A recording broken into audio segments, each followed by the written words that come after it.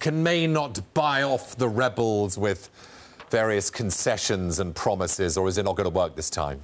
Well, Dominic Grieve, who's leading the charge on this amendment, just said that I fear we've reached the end of the road, suggesting that, and he was sort of saying that they have been in discussions. You know, he thought at one point that they were making headway, and he said, you know, we've reached the end of the road, and so he is going to push ahead with this amendment. And what this amendment does is it basically says Parliament has to have a binding, meaningful vote before Brexit can be implemented. And why is May so against this idea?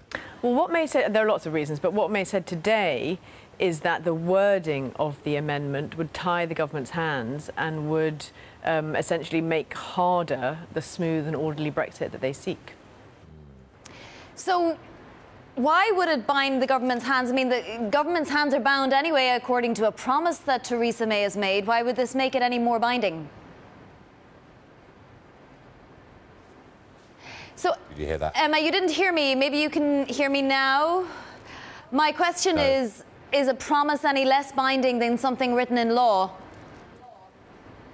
Absolutely. I mean, David Davis came out this morning and wrote a letter to lawmakers and said that there would be a vote. Theresa May said the same thing in Parliament today. But what the rebels want to see is it absolutely enshrined in law. And of course, you know, UK politics is quite volatile at the moment, and so the promise of a politician who may or may not be around in how many months' time is not necessarily a promise that... If she lost it, I mean, if she first lost day 7, would it be a massive blow, or what sort of blow would it be? It wouldn't look good.